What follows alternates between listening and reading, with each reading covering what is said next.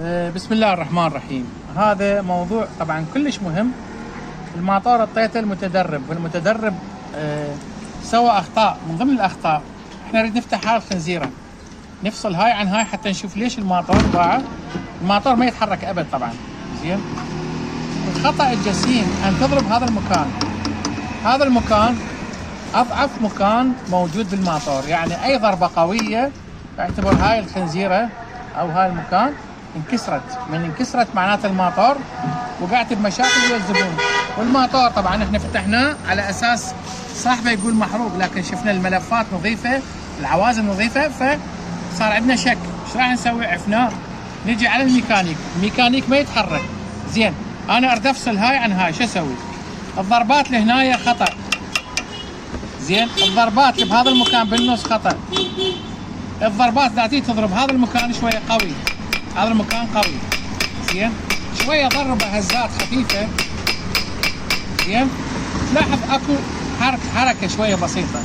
تجيب قلم مال قطع. طبعا اذا تلاحظون هاي الشفت زنجار، معناته تشبنه ذاب على البول برنو احتمال مجيمته او تكلسات البشاره.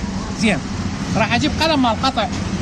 زين، هنا ما يصير تضرب، هذا غلط، لان هاي تنكسر الحافه. دائما اضرب على المكانات القويه اللي هي هذا المكان وهذا المكان. راح اجرب انا وياكم هسه.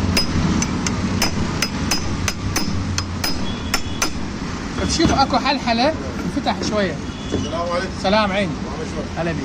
والله طفى الروح ابو احمد، اجيب له بشارات واشد يقولوا لي مو مالاته تتكسر. ودي جواب انا زحمه هسه اسوي فيها.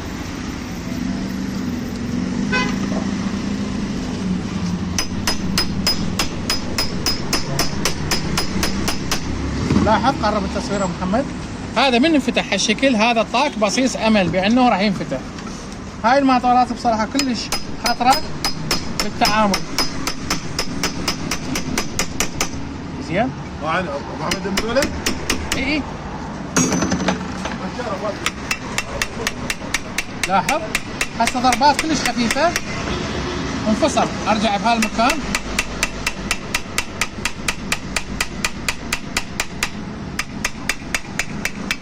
تلاحظون قوة الضربة؟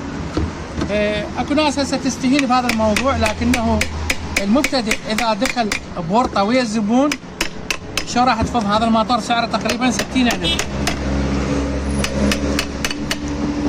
تلاحظ شلون على كيفي؟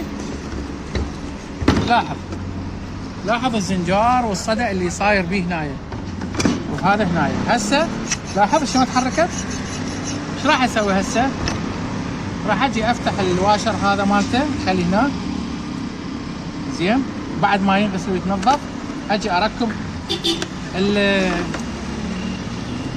الروتر هذا. تنتبه على هاي الفتحه. لاحظ هسه هذا غلط، دير بالكم، ترى 90% من الاخطاء تصير بهذا الشيء. يقبل الغلط اذا تخليه هيك او هيك. لاحظ ايضا ينشد البراغي. شوف هنا هم ماكو، لاحظها. هذا احنا نسميه موجه المي.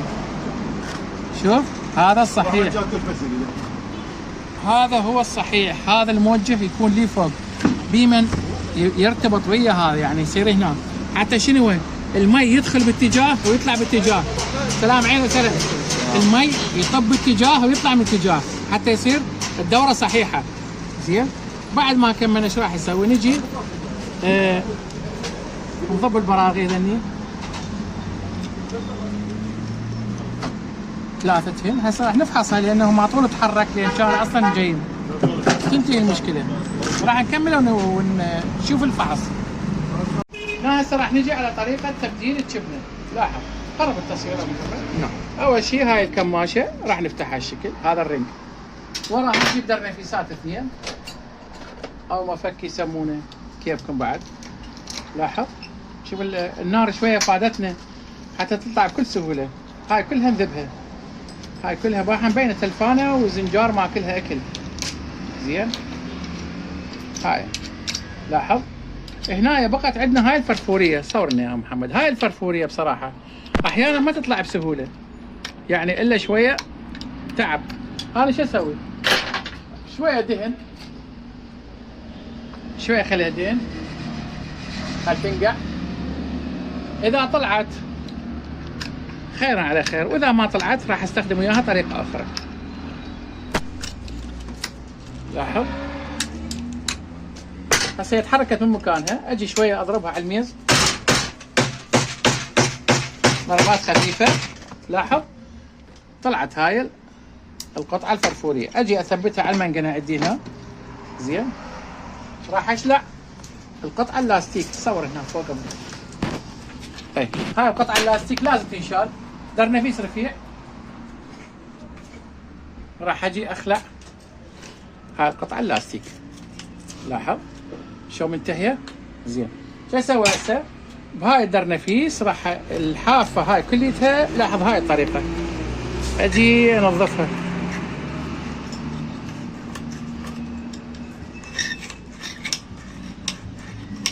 بعد هاي التنظيفه شو راد لنا؟ غسله بالمي شويه، او تقدر اذا ما عندك مي شويه وصله وتنظفها هالشكل، لانه تكلسات كل شيء هواي بيها، فيفضل المي طبعا بهاي الطريقه. لازم ما تبقى اي وسخ. راح اضطر اغسلها لانه بصراحه وسخه. هنا بعد ما تاكدنا منه يشتغل ما بيه مشكله، هسه لزاما علينا اللي باعدناه الشفت على الشفت هذا بيه زنجار، معناته وهو متروك كان، فلازم نبدل البشاره الشبنه العفو. شو راح ابدلها؟ شلون اطلع البشاره؟ احنا البشاره اسهل طريقه راح اسوي لك اياها وقدامك مباشر، باعد تكلسات عليها حتى لا تقولون هاي صور لنا هنا محمد خاف تقولون هذا الماطور هو مسوينا بهالطريقه. راح نجيب شعله، طبعا الشعله ما مبينه هنا يمكن.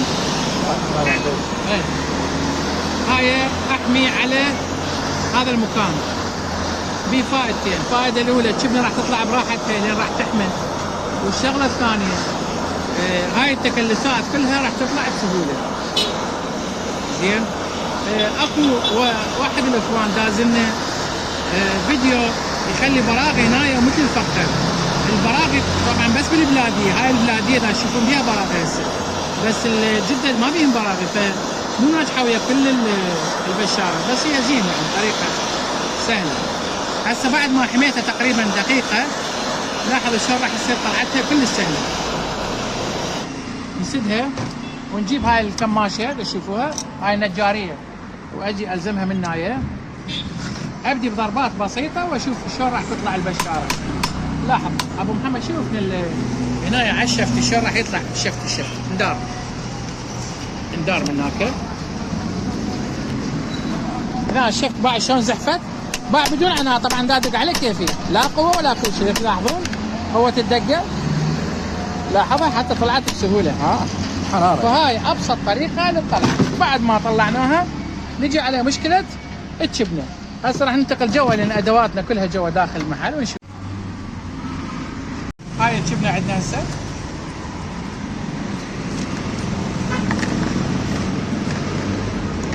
الشبنه مكوناتها هاي تكون بالاسفل، هاي تكون هالشكل فوقها وتنكبس ويتخلى فوقها واشر ويتخلى فوقها الرنج زين، وبعدين السيله تجيك والواشر اذا شفت هذا تعبان واشر خلي لك واشر احتياط زين.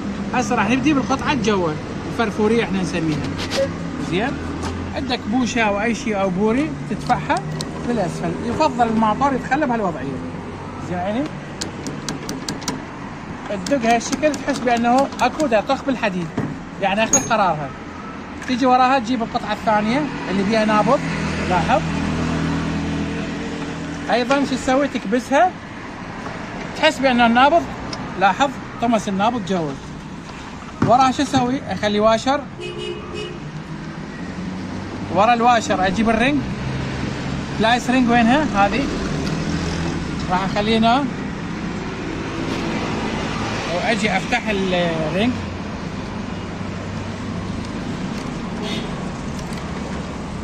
انتهت العمليه. هسه ثبت عندنا.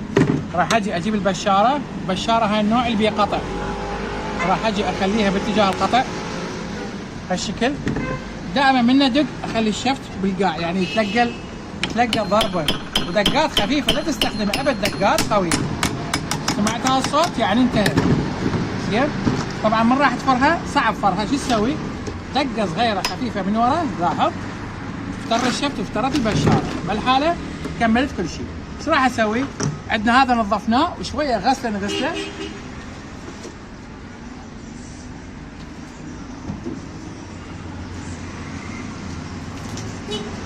طلع الوسخ عندنا، راح اجي اشده بعد ما يقبل غلط، ضربات خفيفه لاحظ مع السنتره، لا تخليه يتخبط نهائي، غلط، لا تخليه يتخبط نهائي. جيب البرغي وافتر عليهن واحد واحد، كل برغي سنين سنين كافيات هالشكل. هاي هسه ايش بقى عندنا؟ الضبط. الماطور لا تخليه على الحافه ابد، دائما خليه مستقر لانه يوقع ينكسر.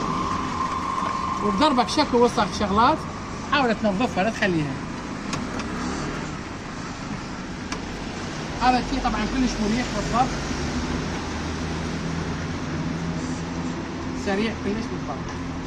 هاي ما انصح تستخدم دريل ابد، دريل لقمه ما يصير لا بالفتح ولا بالشد، لانه البراغي احتمال تنقطم عندك، لان هذه البراغي يراد لها شلون نقول احساس بالضبط، يعني مو اجيب الجهاز هو يضب ما يعرف.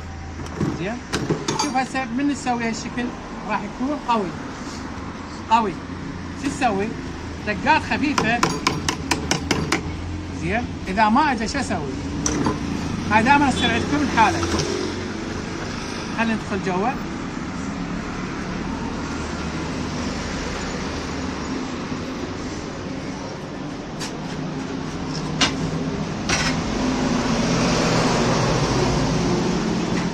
احنا قلنا المطار مفتر، شو اسوي؟ اجيب شلابتين، تلاحظ الصوت اكو شويه تكلفات. ايش راح اسوي؟ طريقه العمل مالته اجيب كلي واخليه هنا، لاحظ شويه اسحق الوسخ، تشوف انطى حركه ومرونه. هسه شو اسوي؟ راح اعطيه كهرباء، ويا الكهرباء اعطيه فره صغيره، اذا ما اجى ذاك الوقت بحث اخر. خلينا نجرب هسه. لا تخلي الوارات هالشكل ويطبقن، نصيحه طريقه تقلب واحد من عند النهايه وتخليه هالشكل حتى شنو ما يتلاحمن ابد. زين راح اجي اعطيه كهرباء،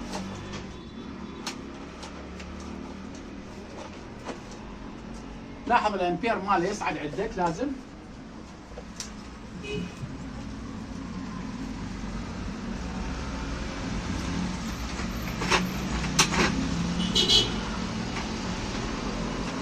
شوي نقلبه هيك.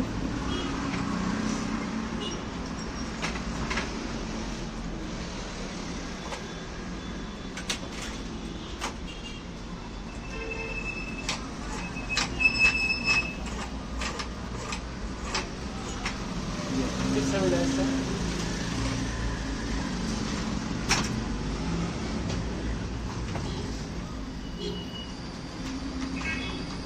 شو الكهرباء منه؟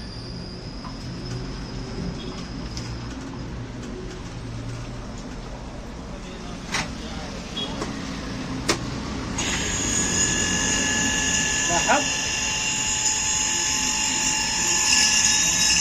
هذا مسألة اعتيادية، ايش راح نتغلب عليها هسه؟ راح نجيب مي بالطرف شوية نملى مي.